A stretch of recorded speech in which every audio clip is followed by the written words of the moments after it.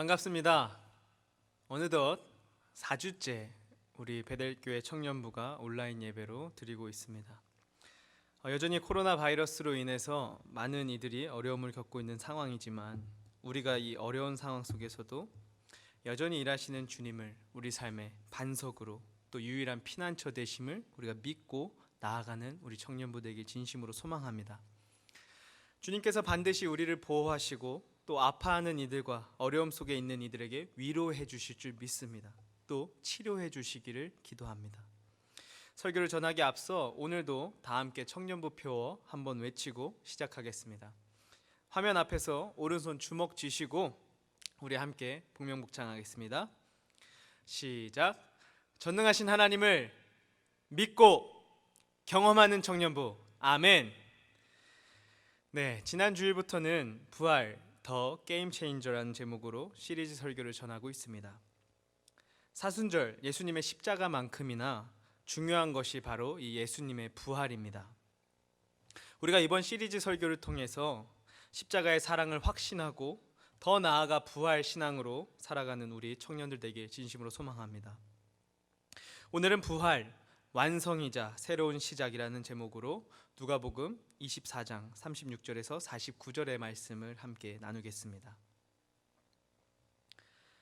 만 2세 이전의 아기들 앞에서 장난감을 보이지 않게 되면 어떻게 될까요? 눈앞에 분명히 장난감이 있었는데 이 부모님이 그 장난감을 등 뒤로 감추면 이 아이들이 어떻게 반응을 할까요? 보통 우리가 이미 잘 알듯이 아이들이 아마 대성통곡을 하며 울고 말 것입니다. 제 아기도 가끔 막 이렇게 뭘 갖고 놀고 있을 때 그게 좀 위험하면 제가 이걸 뺏어서 등으로 싹 감출 때가 있어요. 그러면은 그거를 제 등 뒤에 있는 걸 알고 막 찾으려고 하는 게 아니라 보통은 그냥 그 자리에서 막 울기 시작합니다. 왜 그럴까요?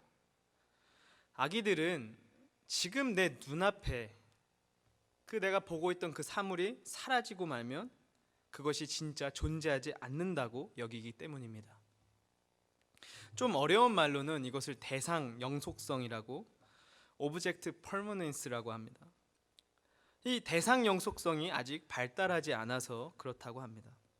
이 대상 영속성이란 눈앞에 보이지 않더라도 여전히 그 사물이나 사람이 존재하고 있음을 믿는 능력입니다. 피아제의 발달 이론에 따르면 아기들이 18개월 정도가 되어서야 이런 능력이 발달하기 시작하고 만 2세가 넘어야 완전히 자리 잡는다고 말합니다.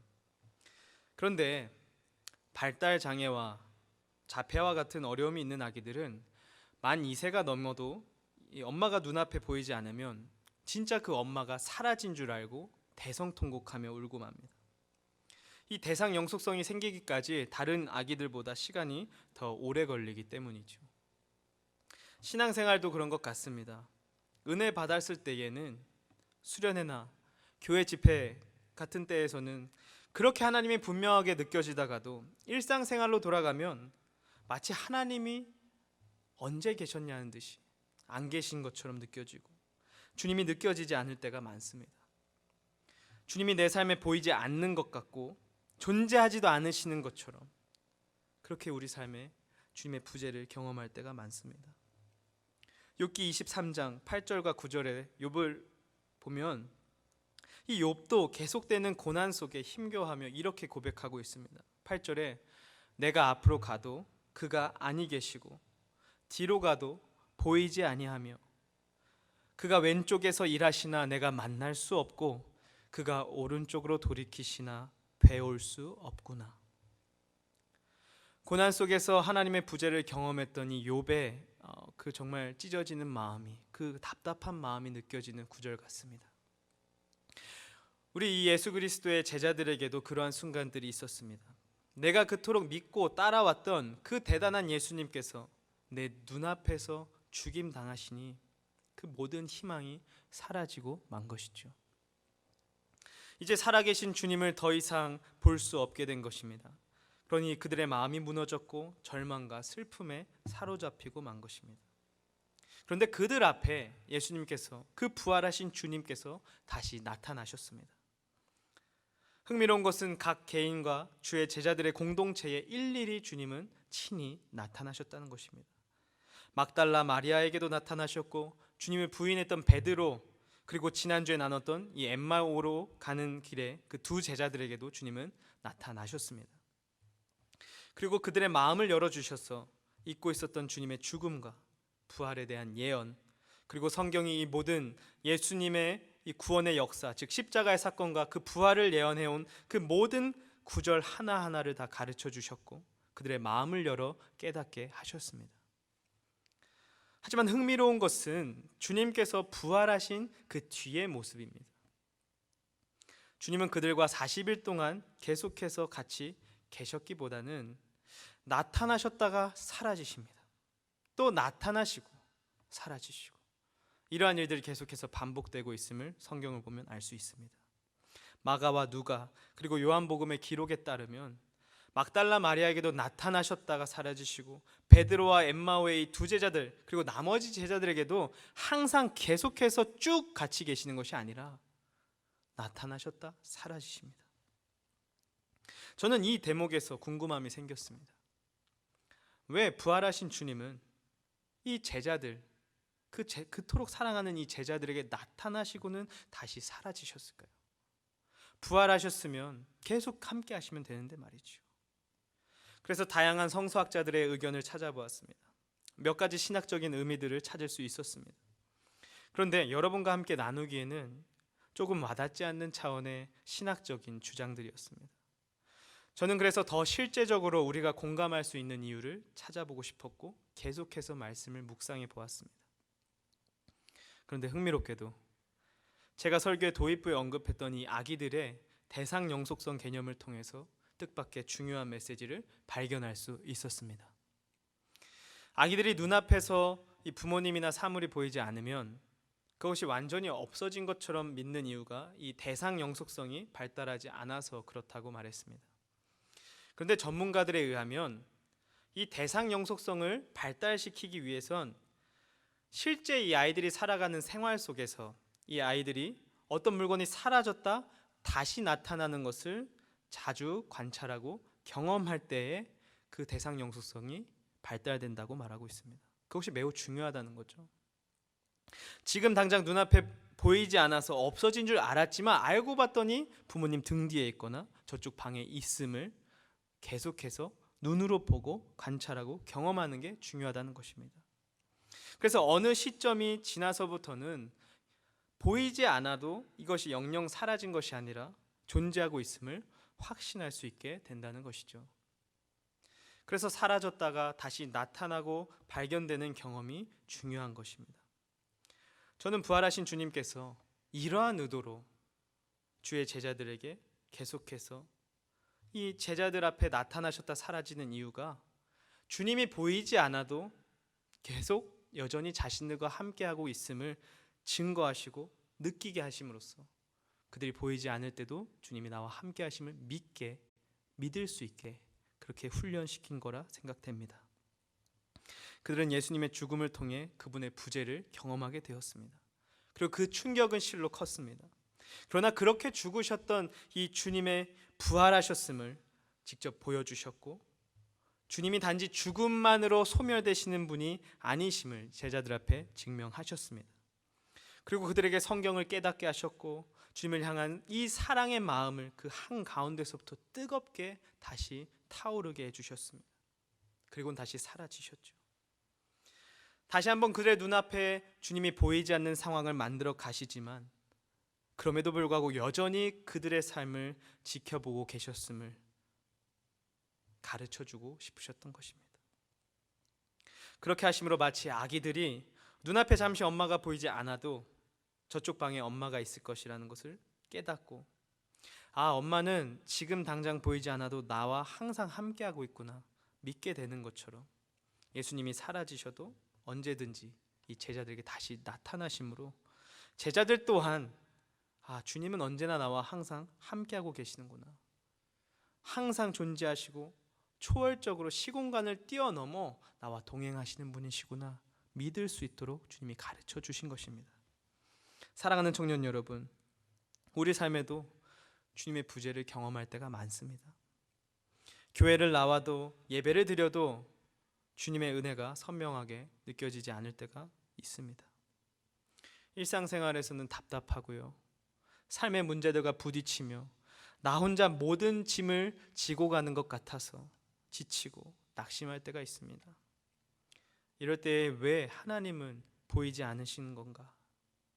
그렇게 의아해하고 불평할 때도 있죠. 어찌 보면 우리의 삶을 돌아볼 때에 이 주님이 우리 삶에 임재하시는 그 임재의 순간보다는 마치 주님이 부재 중이신 것처럼 주님이 부재하시는 순간들이 우리 삶에 더 많은 시간을 차지하는 것 같습니다. 하지만 오늘 하나님께서 이 말씀을 통해 우리들에게 전해주시는 것은 주님의 부재의 시간이 오히려 주님의 임재를 경험할 수 있는 기회라는 것입니다. 주님의 부재를 경험해봐야 첫째로 지금까지 내가 주님의 살아계심을 그저 머리로만 알고 있었음을 직시할 수 있습니다.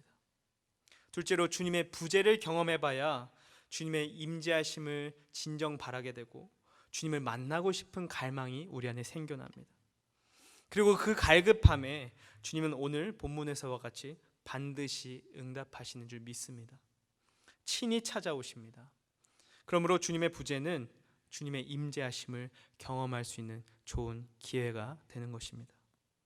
셋째로 신앙생활의 주님의 부재의 순간과 같이 어려운 상황들도 경험해 보아야 우리의 신앙 또한 성장할 수 있다는 것입니다. 제 이야기를 좀 나누려고 합니다. 제가 사실 이래봬도 대한유도협회 공인 1단입니다. 검은 띠죠. 믿기지 않으실 수도 있습니다.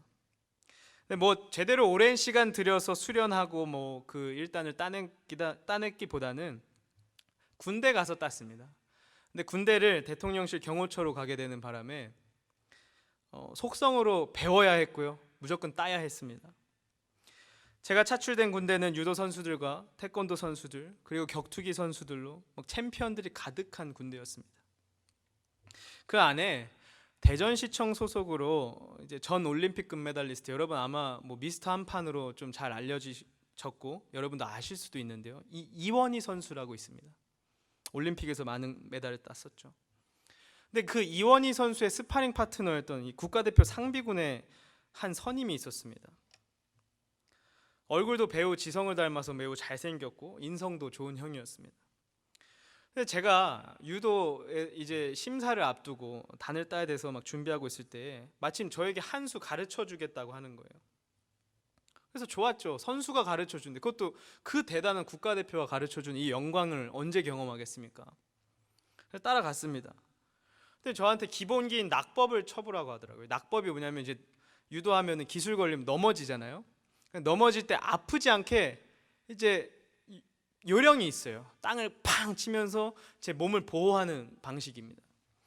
근데 낙법을 쳐보라는 거예요. 그래서 그 앞에서 했습니다. 근데 회전 낙법이라고 있는데 제가 회전 낙법을 하는데 이제 좀 엉성한 거예요. 그래서 제가 일어나서 좀 엉성하죠, 어떤가요? 이렇게 묻는데 갑자기 그 선임이 다짜고짜 저를 업어치기를 해버렸습니다. 그래서 너무 아팠어요, 진짜. 제 안에 어떤 느낌이냐, 여러분 유도를 안 해보셔서 모를 수 있어요. 높은 데서 좀 떨어져 보신 분 있으세요?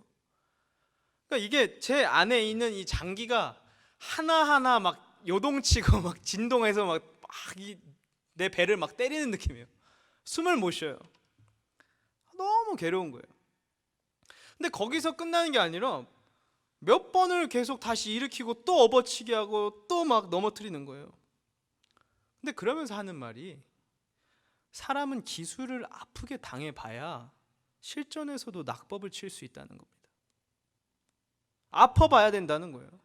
그리고서는요, 연습 때 계속해서 저를 낙법을 훈련시키는데 한 20번 정도 저를 맺히더라고요. 진짜 말도 안 하고 계속. 정신 나가는 줄 알았어요. 근데 사실요, 이 낙법이란 게 연습 때는요 여유가 있으니까 그냥 쳐져요. 근데 실전에는요 제가 기술을 정말 순식간에 벼락처럼 이 기술이 들어가거든요. 그러니까 그 순간에 이제 대처하기가 초보자인 저에겐 어려운 거예요.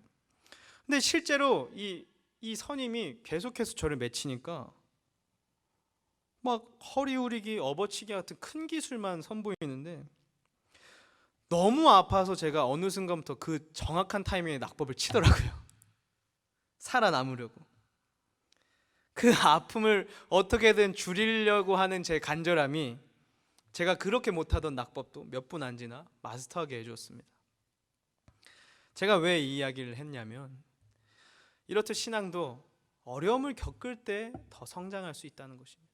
어려움을 겪어봐야, 주님이 우리 삶에 안 계신 것 같은 그 부재의 순간을 경험해봐야 우리가 주님의 임재를 갈망할 수 있게 되고 또 경험할 수 있는 것입니다.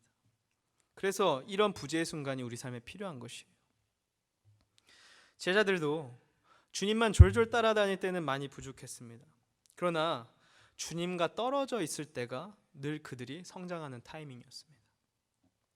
파송을 받아 주님 없이 복음을 전할 때도 그랬고, 주님께서 돌아가셔서 부활하시고는 승천하신 뒤에 그들은 다시 홀로 남아 성장하게 됩니다.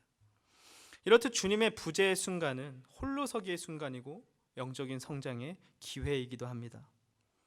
주님이 안 계신 것 같은 상황을 마주해 봐야 그런 부재의 순간에도 여전히 나와 함께 하시는 주 예수 그리스도의 은혜를 우리가 경험할 수 있게 되는 것이죠. 그래서 바울은 빌립보서 4장 11절에서 13절에 이렇게 말합니다.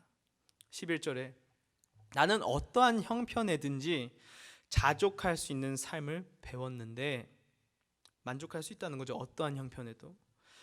12절에 그 삶은 무엇이냐? 비천함, 겸손하게 사는 방법에 대해서도 알고 풍족함 속에 살아가는 방법도 알고, 뿐만 아니라 모든 일, 곧 배부름과 배고픔, 인생의 풍부함이나 궁핍함이 모두 닥쳐와도 대처할 줄 아는 일체의 비결을 배웠다고 고백하고 있습니다. 일체의 비결.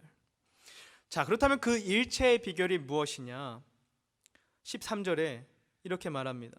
바로 내가 어떤 상황에 처하든지 내게 능력 주시는 자 안에서 내가 모든 것을 할 수 있느니라. 아멘. 지금 온라인으로 이 말씀을 듣고 있는 분들 가운데서 주님의 부재하심을 경험하는 분들 계십니까? 바로 지금이 바울이 경험한 이 삶의 일체의 비결을 배울 수 있는 기회인 줄 믿습니다. 주님의 부재가 느껴질 때조차 여전히 우리 가운데 주님은 함께 하십니다. 아멘. 우리가 지금까지 우리의 부족한 믿음, 머리로만 알고 가슴으로는 믿지 못하고 보이는 것에만 집착해왔던 이 신앙을 벗어나 이제는 우리 주님께서 이 모든 시공간을 초월하여 나의 삶 가운데 늘 동행하고 계셨음을 우리가 믿게 되길 진심으로 소망합니다. 그러한 믿음을 간절히 구하는 우리 청년들 되기를 바랍니다. 아멘. 그리하여 어떤 상황에 처해도 바울이 말한 것처럼 내게 능력 주시는 자 안에서 내가 모든 것을 할 수 있다고 선포할 수 있는 그리스도인들 되기를 주님의 이름으로 축복합니다. 아멘. 사실 우리가 주님만이 하실 수 있는 기적들을 체험하고 주님을 보았기 때문에 주님을 믿게 된다면 물론 그것도 은혜가 되겠죠. 그러나 꼭 그렇게 이 보아서 기적을 체험해서 믿게 되는 것이 꼭 좋은 것만 아닐 수도 있습니다. 우리들 중에서도 부활하신 주님의 기적을 정말 눈으로 보든 경험하기를 원하는 분들이 있을 수 있습니다. 그렇잖아요. 성경을 보면 나도 바다가 갈라지는 거 보면 믿겠다, 그런 생각할 때 있지 않습니까? 며칠 전 조지아에서 태풍이 불었습니다. 그런데 이런 상황인 거죠. 태풍 속에서 기도를 했어요. 주님, 우리 집을 지켜주세요. 우리 집에 태풍의 바람이 조금도 우리 집에 영향을 주지 않도록 주님 보호해 주세요. 그렇게 기도했더니 진짜 그 순간부터 우리 집 앞에 있는 나무만 평온하고 우리 집의 유리창은 흔들리지도 않는 거예요. 근데 기도 안 한 저쪽 집들에는 막 나무가 막 휘날리고 흔들리고 막 뽑힐 것처럼 막 그렇게 태풍을 맞이하고 거죠. 그런 일을 목격하면 그럴 수 있어요. 야, 주님 진짜 살아계시는구나. 보았으니까요. 야, 정말 주님 살아계시네. 내 기도에 응답하시네. 우리가 그렇게 믿게 될까요? 진짜 주님 전능하신 분이시구나. 물론 보았기 때문에 놀라워서 정말 주님을 경외하는 마음이 생길 수도 있어요. 그래서 어느 정도까지는 제대로 믿을지도 모르겠습니다. 그런데 성경을 보면 수많은 사람들이 넘치게 주님의 기적을 경험합니다. 구약 때에는 굳이 주인공급의 인물들이 아니어도요, 그냥 이름 모를 백성들조차 하나님이 바다를 가르시는 이 장면들, 정말 말도 안 되는 기적들, 하나님만 하실 수 있는 기적들 보았습니다. 경험했어요. 그렇게 그 정도 대단한 기적 보면 평생을 정말 충성을 다해 주님을 믿을 텐데 그렇지 않습니다. 배신은 한순간이에요. 심지어 나중에는 그 대단한 기적도 망각해버려요. 사막에서, 광야에서. 예수님의 시대는 어떠했을까요? 제자들이요, 오병이어 사건을 직접 경험했습니다. 눈으로 봤어요.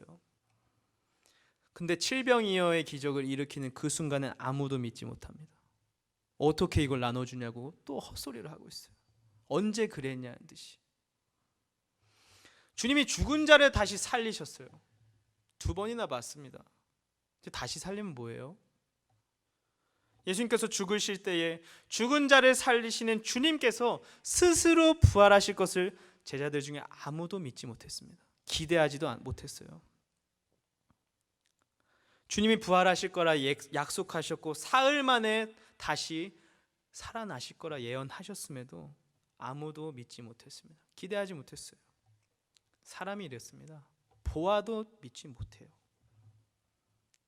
현대를 살아가는 우리들이 그토록 부러워할 만한 주님의 능력을 직접 본 자들도 쉽게 믿음을 저버립니다. 그 기적도 다 잊어버려요. 본 것도 의심합니다. 그게 사람이에요. 본문 누가복음 24장 36절을 보시면 부활하신 주님이 제자들 가운데 친히 찾아와 주셨습니다. 나타나셨어요. 그리고 모여있던 제자들에게 말씀하시죠. 너희에게 평강이 있을지어다. 왜냐하면 37절에 그들이 부활하신 주님의 그분의 이 모습을 실제로 보고도 받아들이기보다는 놀라워하고 무서워만 했다라고 말하고 있어요. 얼마나 안 믿겼는지 버젓이 주님이 지금 내 앞에 계시는데도, 내 눈앞에 있는데 그 광경이 현실이 아닌 줄 안 겁니다. 혹은 주님이 육체가 아니라 그냥 스피릿, 영으로 찾아오셨다고 생각했어요. 왜냐하면 육신이 죽는 걸 내가 봤으니까요. 근데 진짜 지금 앞에 육체로 찾아오셨는데도, 그 실존으로 찾아오셨음에도 보고도 믿지 못하는 거예요. 예수님은 그런 제자들에게 어찌하여 지금 눈으로 주님의 부활을 마주했음에도 그 마음에 의심이 일어나고 있냐고 38절에 지적하고 계십니다. 그렇습니다. 부활은요, 보아도 믿지 못하는 사람들이 이렇게나 많았습니다. 보면 믿을 수 있다고요? 단순히 생각하면 그럴 것 같아 보여요. 근데 오늘 본문은 분명히 말합니다. 그렇지 않다는 것을요. 제자들은 수차례 부활하신 주님을 보아도 부활을 받아들이지 못했습니다. 죽음을 극복하고 다시 살아나는 일은 그토록 우리가 쉽게 믿지 못할 만큼 초현실적인 일이었던 것이죠. 게다가 우리의 영의 눈을 가리는 이 악한 영들의 방해가 우리가 영적인 주님의 부활을 믿지 못하게, 받아들이지 못하게 만들어버립니다. 지극히 현실적인 눈과 내 이성으로 따져보게 만드는 것이죠. 지난주 설교에서 이미 나눴던 말씀이죠. 따라서 부활을 보고 경험하는 것만으로는, 부활에 대해서 알게 되는 것만으로는 부활을 진정으로 믿고 그 부활을 세상에 증거하는 증인으로 거듭날 수 없었던 것입니다. 전도사일 때 저는 이렇게 믿음 없던 제자들이 목숨을 아끼지 않는 이 복음의 투사들로 거듭나는데 결정적인 사건이 바로 부활이라고 생각했습니다. 그래서 그렇게 설교도 많이 했어요. 그런데 단순히 부활을 경험하는 것만으로는 제자들이 그렇게 변화된 것이 아니더라고요. 오늘 본문에서도 그런 모습을 보여줍니다.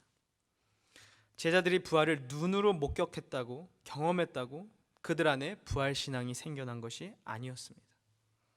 오늘 본문 48절을 보면 부활하신 주님께서 십자가의 구원과 부활의 증인이 되라고 이 제자들에게 비전과 사명을 주십니다. 그러나 그들이 진정 주님의 증인으로 거듭나는 것은 그 순간이 아니었습니다. 바로 성령을 받은 뒤에야 부활의 신앙으로 살아갈 수 있었습니다. 주님을 위해서는 죽음도 두려워하지 않는 이들, 주님의 능력을 세상에 드러내고 주님을 알리는 데 있어서 목숨을 아끼지도 않았던 그 제자들, 그들이 그렇게 변화될 수 있었던 것은 그들이 성령을 받았기 때문입니다. 성령을 받은 자들이야말로 누가복음 1장 2절에서 말하는 것처럼 말씀의 일꾼이 될 수 있었습니다. 사랑하는 청년 여러분, 우리가 주님의 영, 성령의 임재를 간절히 원하기를, 갈망하기를 소망합니다. 아멘.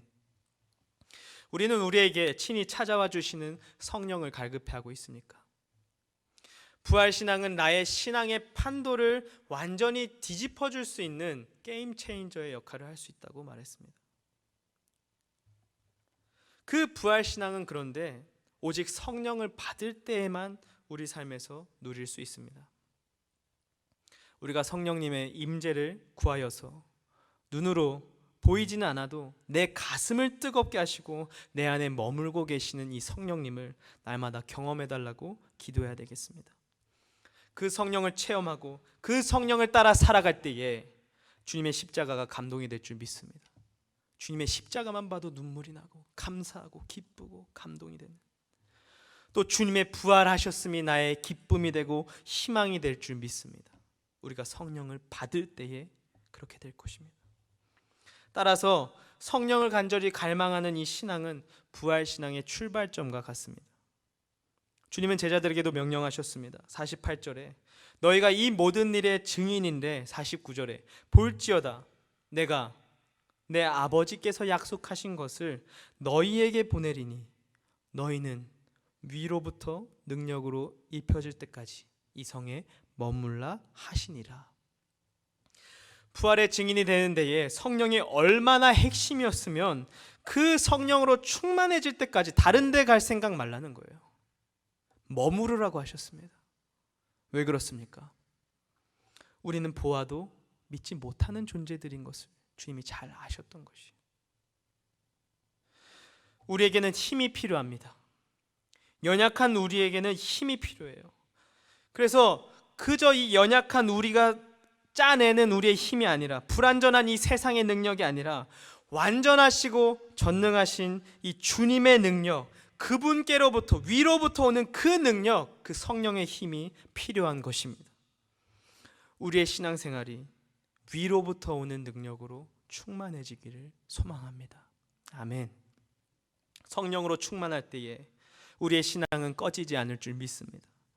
내 열심으로 신앙생활하면 언젠간 그 불꽃이 타버리고 사라지고 맙니다. 언젠가는 지치게 되죠. 회의감이 듭니다. 내 믿음대로 현실이 풀리지 않으면 또 좌절합니다. 그러나 성령이 내 안에 계심을 믿는 자들은 날마다 은혜가 넘치고 완전한 힘, 성령의 힘이 내 안에서 샘솟을 줄 믿습니다. 저와 여러분이 그렇게 되기를 주님의 이름으로 축복합니다. 아멘. 십자가 구원의 사역은 부활까지 도달해야 완전한 성취, 완성이 됩니다. 부활이 우리의 이 십자가의 사역을 믿을 수 있게 하고, 또 이 부활까지 도달해야 이 모든 사역이 완성되는 것입니다. 그리고 십자가에서 대속, 죽음, 그리고 부활이 있어야만 그 다음 챕터인 이 성령을 우리 각 사람이 받는 환경이 준비가 됩니다. 그래서 이 부활은 완성이자 새로운 시작이기도 합니다. 그래서 오늘 설교 제목이 부활은 우리의 신앙의 완성이자 새로운 시작이라고 말한 것입니다. 예수님께서도 46절에 여전히 주님의 십자가와 부활을 이해하지 못한 이 제자들에게 다시 한번 이 십자가의 고난과 부활에 대해서 가르치셨습니다. 그리고 클라이막스로 49절에 성령을 받아야 한다고 강조하십니다. 여러분도 십자가의 죽음과 이 부활과 성령을 받는 과정이 왜 하나로 이루어지는지 잘 이해하지 못할 수 있어서 제가 명확하게 풀어드리겠습니다. 성령은 로마서 8장 9절에 따르면 예수 그리스도의 영입니다. 그런데 그 예수님의 영 성령이 내 안에 머무시겠다고 하셨습니다. 고린도전서 3장 16절에 너희는 너희가 하나님의 성전인 것과 하나님의 성령이 너희 안에 계시는 것을 알지 못하느냐.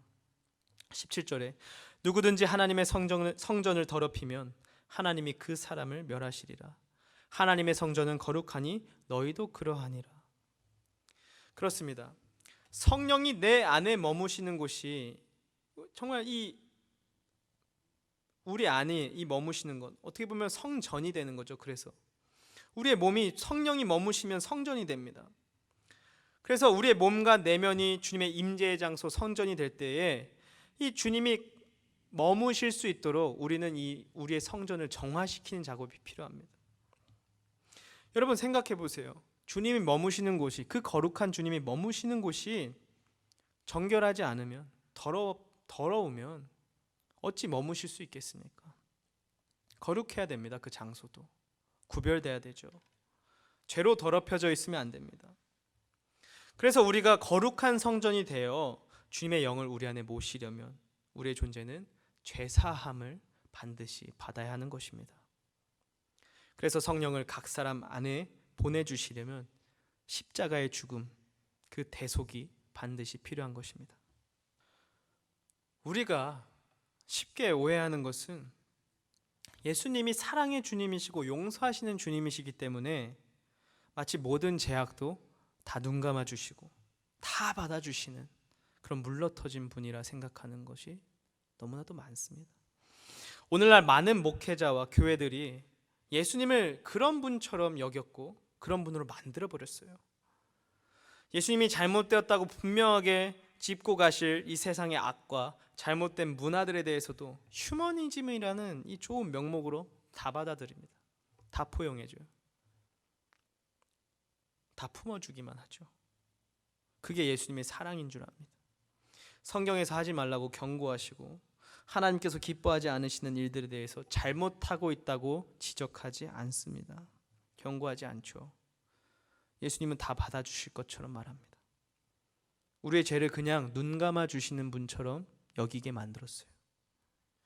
그러나 우리가 반드시 기억해야 할 것은 예수님은 하나님과 같은 분이시기에 거룩하신 분이십니다. 아멘. 아무리 자비로우셔도 안 되는 것은 안 되는 것이에요.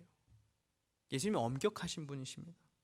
그분은 우리의 삶이 주님과 같이 거룩하게 구별되길 원합니다. 여러분, 술도 그렇습니다. 성경에 취하지 말라는 말로 술에 대해서 안일하게 생각하고 세상과 똑같이 살아도 되는 것처럼 생각하는 크리스찬들이 많이 있습니다. 내가 취하지만 않게 먹으면 되죠. 청년들 중에 그런 상담 저한테 진짜 많이 하더라고요. 실제로 전혀 술에 대해서 금하지 않는 교단도 있겠죠. 실제로 교파도 그런 교파들이 있습니다. 미국도요, 목사님들이 맥주 마시고 이런 거 흔한 일이 되어 있습니다. 어떤 교단에 따라서 금하지 않고 술에 대해서 지향하라는 말조차 하지 않습니다. 그러나 예수님께서도 누가복음 21장 34절에 술에는 방탕함이 따르기 때문에 조심해야 된다고 경고하셨습니다. 갈라디아서 5장 21절에 바울도 술에는 방탕함이 따른다고 분명히 경고합니다. 그러면 그 방탕함을 가져오는 그 술, 그것을 어떻게 보면 최종 목표는 당연히 끊는 것까지 가야 됩니다. 끊는 것까지. 그게 구별된 삶을 살아가는 하나의 방식인 거죠. 그런 식으로 우리는 우리의 삶을 차별되게, 구별되게 만들어가야 됩니다. 거룩함이란 철저히 구별된 삶을 뜻합니다. 여러분, 죄와 구별되시기 바랍니다. 아멘. 세상과 구별되시기 바랍니다.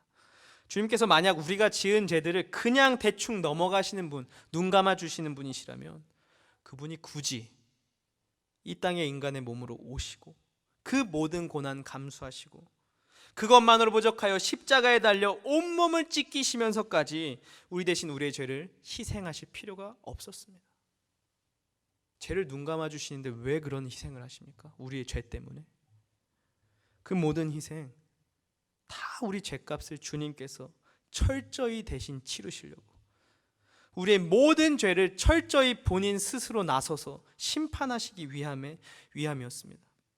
그렇게 철저하게 그분께서 대신 우리의 죄값을 치르셨기 때문에 우리의 죄는 용서받을 수 있었고, 앞으로도 그 십자가를 믿는 자들은 주님의 보혈로 우리의 모든 죄를 씻을 수 있게 된 것입니다.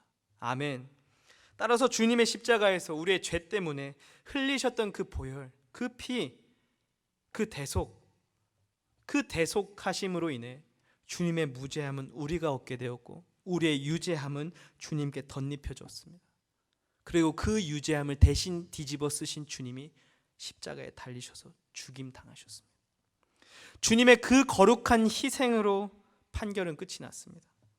그래서 우리는 주의 희생 덕분에 주님의 자녀로 회복되었고, 깨끗하다, 의롭다, 무죄함을 받을 수 있게 된 것입니다.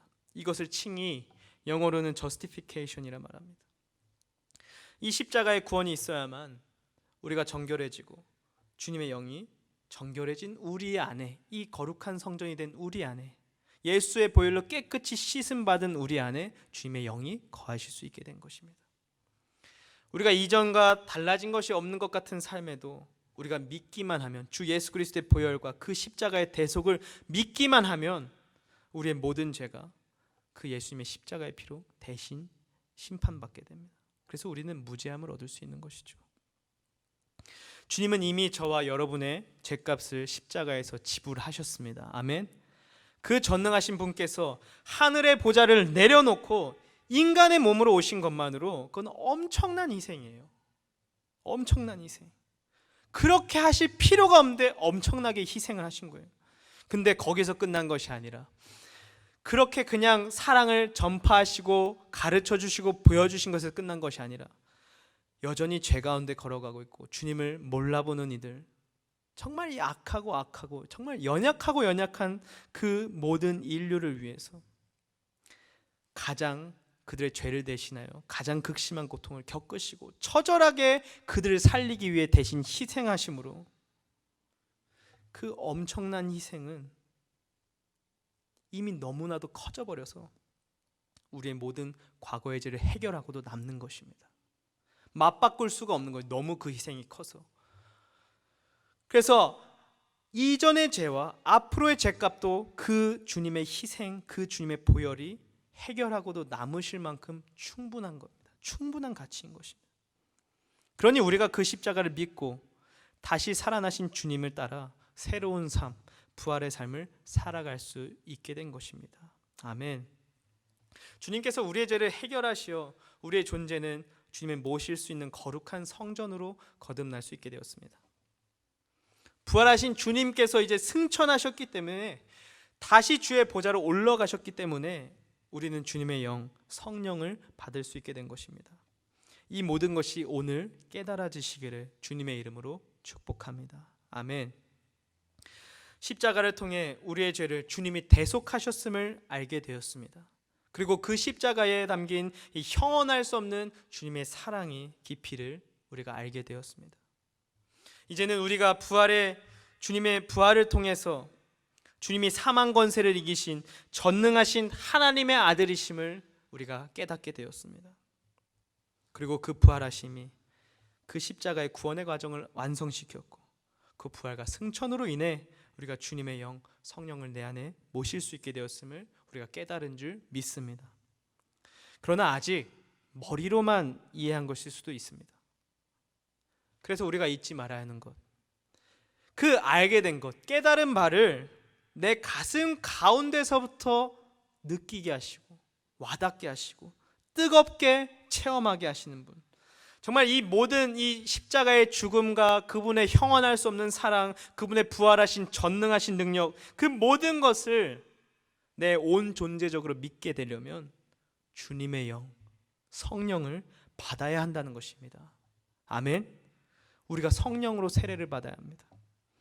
물 안에 깊이 잠겨 세례를 받듯이 이 성령 세례라는 것은 성령 안에 우리의 존재가 푹 완전히 잠기는 것, 깊이 잠기는 것을 의미합니다.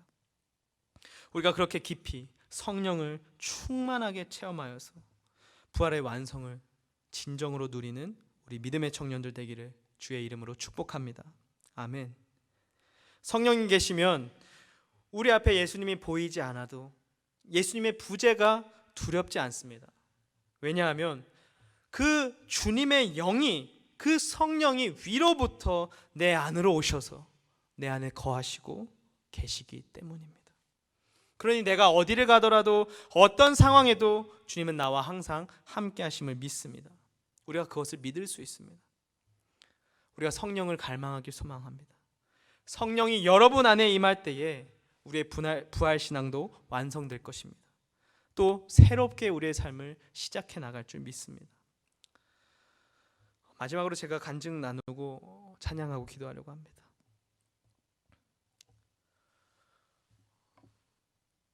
저의 삶을 되돌아보면 주님의 부활이, 그 부활시키시는 능력이, 죽은 이를 다시 살리시고 사망의 권세를 이기시는 그 부활의 능력이 제 삶의 유일한 희망이었던 것 같습니다. 아시는 분도 아시겠지만 저는 병에서 고침을 받았고요. 간질이었죠. 제가 간질이었는데 병에서 고침을 받았습니다. 9년의 시간이 걸렸음에도. 또 그 이후에는 제가 사춘기 때에 중학교 3학년 때부터 이제 우울증을 아주 심하게 앓은 적이 있어요. 한 몇 개월의 시간이 걸렸습니다. 거의 6개월 정도 걸렸던 것 같아요. 우울증뿐만 아니라 그 6개월 그리고 그 이후에도 조울증 같은 것도 겪어봤어요. 기분이 좋아졌다가 죽을 것 같이 괴로워지는 그 왔다 갔다 하는 시간들. 그런 삶 속에 불면증이 당연히 자연스레 따라오더라고요. 너무 고민이 많고 근심이 많아서 잠을 자지 못했어요. 그 어린 아이들, 정말 철없는 아이들, 아무 걱정 없이 그냥 잘 수 있을 것 같은 그 나이 때에 잠을 자지 못했어요. 얼마나 괴로웠냐면은 시계 소리, 시계 바늘 소리가 너무 많이 들려요. 항상 그 시계 바늘 소리만 들려도 잠을 못 자는 거예요. 생각은 꼬리에 꼬리를 물고 계속해서 머리에서 떠나질 않았습니다.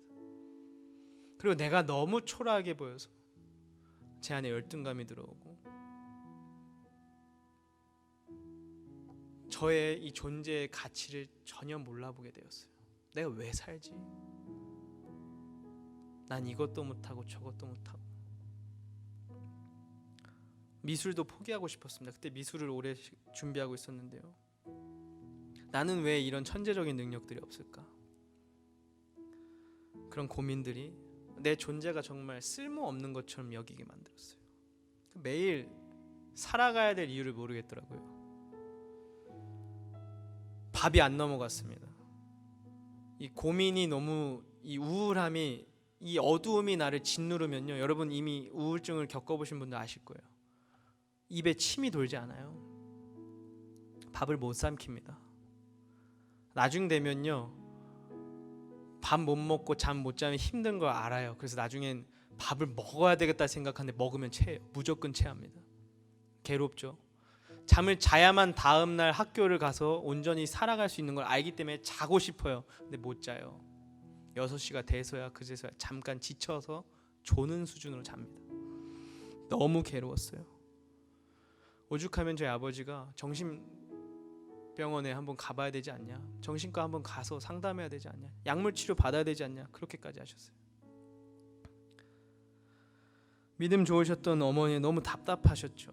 얼마나 힘들었겠습니까? 맨날 새벽만 되면 이 아들이 잠을 못 자서 막 돌아다니고 집에서 한숨을 푹푹 쉬고 웃음이 잃어버려가지고 무표정으로 살고 말도 없고. 근데 희망 없고 절망 속에 괴로워하고 낭망했던 제 이 연약함이 주님으로 인해서 다시 꿈을 꿀 수 있게 되었습니다. 어떻게 그렇게 극복할 수 있었냐? 이 우울증을 어떻게 탈출할 수 있었냐? 학교를 다니는 와중이었는데도 너무 답답하니까 어머니가 새벽 기도에 저를 데리고 나가셨어요. 그리고 권사님께 기도도 받고요. 막 기도의 은사가 있으신 분한테 기도도 받는데요. 그때 주님이 저를 만나 주셨어요. 그냥 기도만 받았을 뿐이고 새벽에 교회에 나간 것인데 저의 고민과 고통을 다 털어놓지 않았는데도요, 그 기도해 주시는 권사님을 통해서 제 모든 아픔을 다 말씀해 주시는 거예요. 지금 내 눈앞에는, 그때 제가 나이는 어렸지만 주님 정말 열심히 믿었던 때거든요. 근데 주님이 보이지 않는 것 같고 내가 정말 주님의 아들인지 의심하고 있을 때였는데, 왜 이렇게 괴로워하느냐 내 아들아, 내 사랑하는 아들아, 그 마음으로 계속 저에게 찾아오시더라고요. 저를 위로하셨습니다. 그리고 그분이 저의 마음을 만져주시는데요, 제 마음 가운데서부터 뜨거움이 느껴지기 시작했어요. 눈물이 터져 나왔습니다. 울고 싶어도 눈물이 나오지 않은 때였어요. 근데 그 메말라 있던 제 영혼을, 제 감정을 주님이 깨트려 주셨고 적셔 주셨습니다. 그때서부터요, 갑자기요, 밝은 날, 화창한 날을 봐도 다 우울해 보이고 우중충해 보였던 제 마음이, 그 어두움이 사라지게 되더라고요. 빛 대신 주님이 제 마음의 문을 한번 여시니까 마치 창문이 없던 방이 문을 여는 순간 그 빛이 순식간에 어둠을 사라지게 만드는 것처럼, 제 어두웠던 마음에 그 칠흑 같은 흑암이 빛 대신 주님이 저의 마음을 만지시는 그 순간, 한순간에도 없었던 것처럼 사라져 버렸습니다. 사랑하는 여러분, 주님의 부재를 느끼고 계십니까? 내 삶 속에 주님이 없는 것처럼 여기실 때가 있습니까? 지금이 그런 상황입니까? 지금 그 부재를 경험하면서 괴로워하고 계십니까? 기억하십시오. 주님은 여러분과 지금도 함께 하십니다. 아멘. 주님은 여러분과 지금도 함께 하십니다. 과거에서도 함께 하셨고 지금도 함께 하시며 앞으로도 함께 하시는 주님이신 줄 믿습니다. 우리가 주님을 찾고 주님을 갈망할 때에, 성령의 치유하심을 구할 때에, 성령의 보호하심을 찾을 때에, 성령과 만나고 싶어하는 그 순간에 주께서 응답하실 줄 믿습니다. 주님이 찾아와 주실 줄 믿습니다. 그래서 주님께서 우리에게 친히 찾아와 주셔서 어둠에서 빛을 보게 하시고 우리의 모든 흑암을 사라지게 하시며 사망에서 생명으로 우리를 건져내 주시고 절망에서 희망으로 우리를 새롭게 이끌어 가시며 우리의 비관이 낙관으로 변화되고 우리의 슬픔이 기쁨 될 줄 믿습니다. 우리 이 시간, 우리 함께 우리의 가려진 눈을 들어, 우리의 시선을 들어 주를 바라보고 주님을 찾게 되기를 진심으로 소망합니다. 우리 이 시간 함께 시선 찬양하고 함께 기도하겠습니다.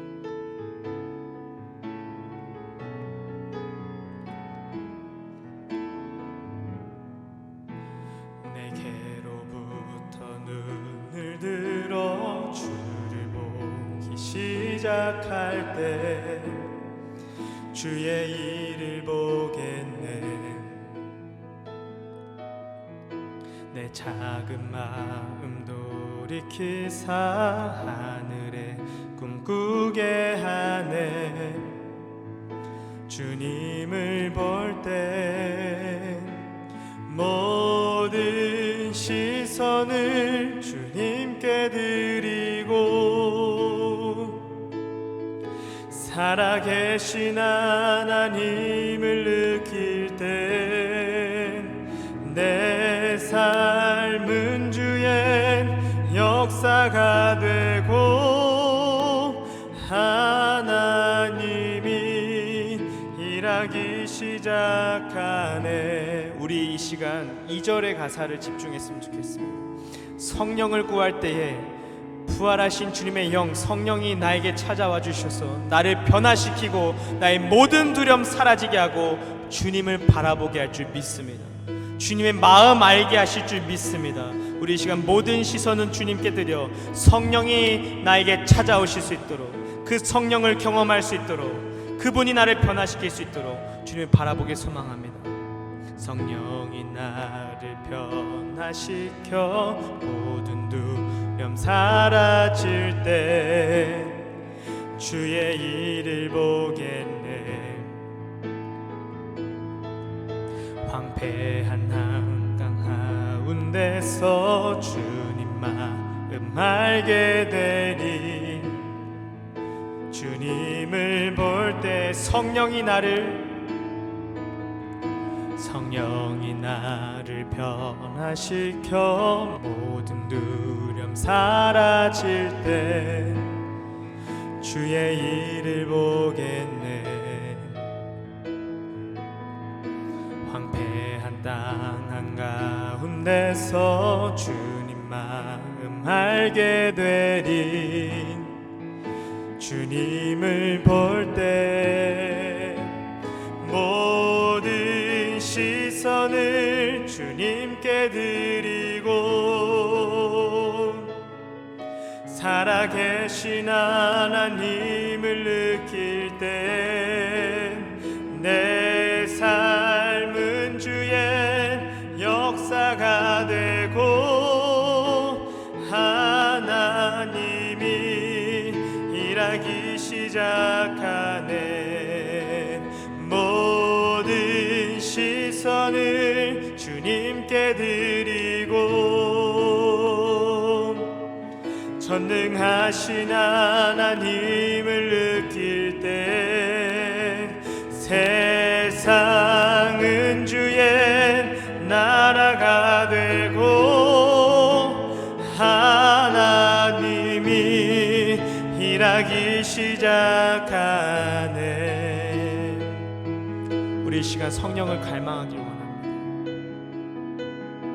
성령을 구하기를 원합니다. 주님의 영광 임하네. 주 볼 때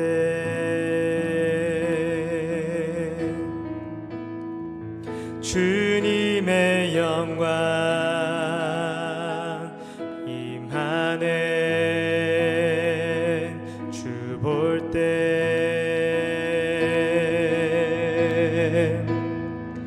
주님의 영광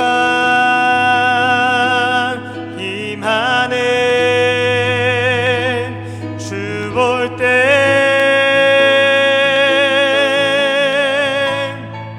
주님의 영광 임하네. 주 볼 때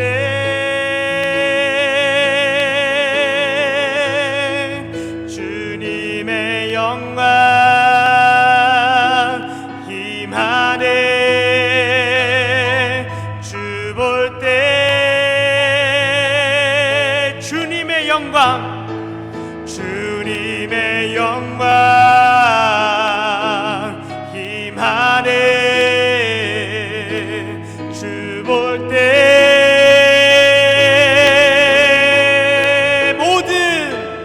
모든 시선을 주님께 드리고 살아계신 하나님을 느낄 때 내 삶은 주의 역사가 되고 하나님이 일하기 시작하네. 모든 시선을 주님께 드리고 전능하신 하나님을 느낄 때 세상은 주의 나라가 되고 하나님이 일하기 시작하네. 우리 이 시간 함께 기도하길 소망합니다. 주님께서 십자가에 달려 우리의 모든 죄를 위해 죽으셨습니다. 그래서 우리를 구원하셨고 죽음을 극복하시고 부활하신 주님께서 다시 우리에게 찾아와 주셔서 주님의 전능하심을 경험하게 하셨고 깨닫게 하셨습니다. 증명하셨습니다. 그리고 주님께서 하늘로 승천하셔서 우리에게 주님의 영이신 부활의 영, 성령의 영을 우리에게 보내주시기로 약속하셨습니다. 우리 시간 따라서 우리의 눈을 들어 주를 바라보기를 원합니다. 눈을 들어 주님을 바라보며 하늘의 손을 뻗어 주님께 기도함으로 주여 내게 성령을 달라고 그렇게 간절히 간구하였으면 좋겠습니다. 우리 시간 다른 것 아니라 주여 성령이셔 나에게 찾아와 주셔서 부활하신 주 예수 그리스도의 능력을 깨달아 알게 해주시며 주님이 내 삶에 부재하신 것 같고 내 삶에 경험되지 않는 것 같은 그 부재의 순간에서도 주의 임재를 경험할 수 있도록 성령이시여 우리에게 찾아와 달라고 주님의 성령을 간구하며 갈급히 구하며 갈망하는 마음으로 우리 시간 주여 3번 외치고 간절히 기도하도록 하겠습니다. 주여 주여 주여 하나님 아버지 주여 자비롭고 주님 온유하시고 인자하신 주님 오늘 이 시간 우리가 기도합니다. 주여 성령이시여 우리에게 찾아와 주셔서 부활의 주님의 능력을 경험케 해주시고 이제는 우리가 부활을 머리로만 믿는 것이 아니라 가슴으로 깨달아 알게 해주시고 우리 가슴 한가운데서부터 우리의 심령이 뜨거워지게 해주시고 불타오르게 하여 주시옵소서. 그래서 그 십자가를 바라볼 때 우리의 모든 죄를 용서하신 그 십자가를 바라볼 때 그 감격과 그 감동이 회복되게 하여 주시고 그 십자가를 바라볼 때 우리의 눈물이 터지게 하여 주시며 그 십자가를 바라볼 때 감사할 수 있게 해주시고 우리의 머리로는 이해할 수 없는 이 부활의 능력이 이 부활의 놀라움이 이 기쁨이 오늘 성령의 능력으로 깨달아지게 하여 주시옵소서. 오 주여 성령이시여 부활의 주님을 경험하길 소망합니다. 부활의 주님을 머리가 아닌 가슴으로 깨달게 되길 소망합니다. 주여 성령이시여 우리에게 믿음을 부어주시옵소서. 성령이시여 오늘 하늘로부터 오늘 주님의 능력을 더하여 주시옵소서. 주여 우린 연약합니다. 주여 우리는 믿을 수가 없습니다. 주여 우리는 보이는 것조차도 믿지 못하는 존재입니다. 성경에 수많은 사람들이 그 많은 주님의 기적을 보고도 주님을 믿지 못하였습니다. 주님을 완전히 깨닫지 못하였습니다. 주여 이 연약한 저희들을 아시는 주님께서 우리를 도우실 줄 믿습니다. 우리에게 믿음 부어주실 줄 믿습니다. 오 성령이시여 이곳에 함께 예배드리고 있고 이곳에 지금 같이 기도하고 있는 모든 청년들과 모든 성도님들의 머리 가운데에 불의 혀와 같은 성령의 그 불같은 임재하심이 오늘 이 시간 우리 심령 가운데 경험되어질 수 있도록 주여 일하여 주시옵소서. 주여 일하여 주시고 주님 역사하여 주시옵소서. 오 아버지 주님 오 주여 주 예수의 이름으로 기도합니다. 주여 일하여 주시옵소서.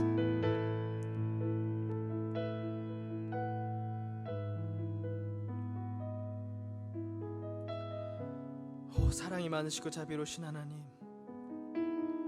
성령이 임하시면 우리가 이해하지 못하고 깨닫지 못하고 믿지 못하던 그 부활의 놀라운 신비마저도 우리의 가슴으로 깨닫게 될 줄 믿습니다.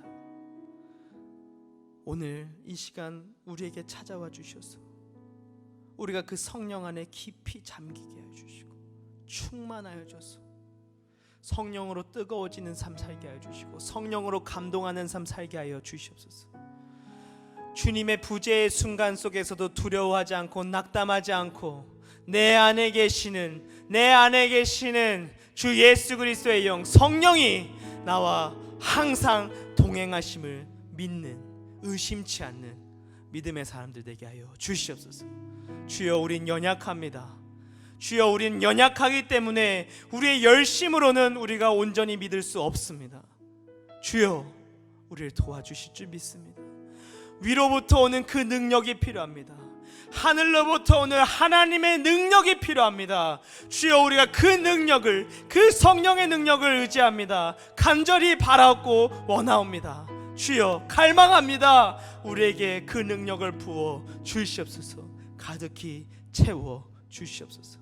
우리의 모든 마음의 심령의 어둠을 사라지게 해주시고 절망 속에서 희망을 발견하게 해주시고 낙담했던 이들이 고개를 들어 주를 바라보게 하여 주시고 절망이 희망으로 변하게 해주시고 주님 포기하려던 이들이 다시 사는, 죽음에서 생명으로 변화되는 놀라운 부활의 역사가, 부활의 신앙이 우리 안에 깊게 자리 잡게 하여 주시옵소서. 지금은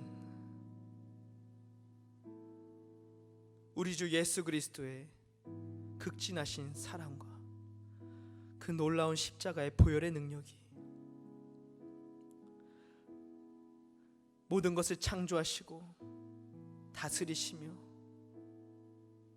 말씀만으로도 우리를 고치실 수 있는 그 놀라우신 전능하신 하나님 아버지의 은혜와 사랑이